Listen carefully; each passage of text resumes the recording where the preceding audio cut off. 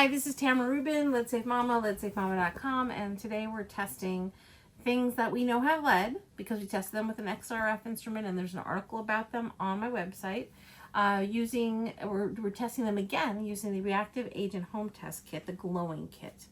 And this doll is, I remember like so vividly from my childhood. It's like a 1970s Dapper Dan. And its shoes are 10,400 parts per million lead. And its little button here is 228 parts per million lead. So we have two known quantities of lead.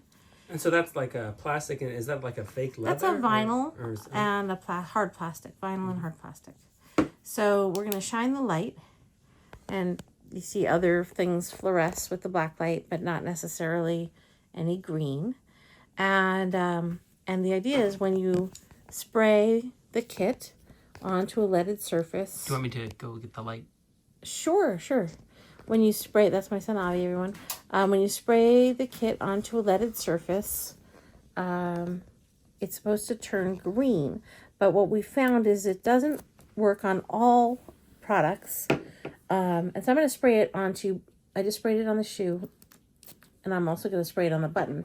It likes it. The solution reacts better after it has a little bit of time. So this is without the spray. Let's see if it turned green at all here. We're not seeing any green here, even though these shoes are 10,400 parts per million lead.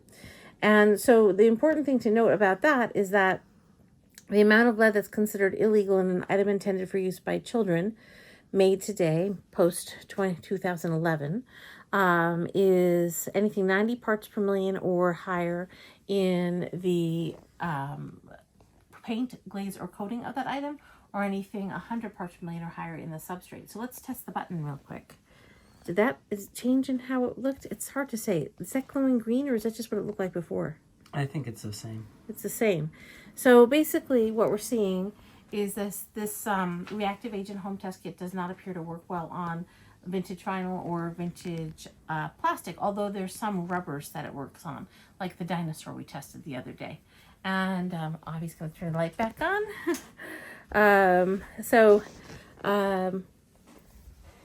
What I want people to know is please subscribe to our YouTube channel. Please check out this video on YouTube, because on YouTube, in the description for the video, I will put the link to the test kits that we use in any particular video we make, as well as additional information, the link to the article about this toy with the full XRF test results, in case you have one of these floating around your home and you need to convince your grandmother or your mother to take this out of circulation so your child doesn't play with it, and some additional information about choosing safer toys and that sort of thing. Avi, you have a question? You look like you have a question. Well, I'm just noticing that the light is flickering the room. Sorry about that. That's okay. So the next item, we're going to make another video in just a second. Learn more at Let'sSaveMama.com, TamaraRubin.com, and don't forget to subscribe to the YouTube channel. And in just a minute, we're going to do another video about this Spinosaurus. So stand by.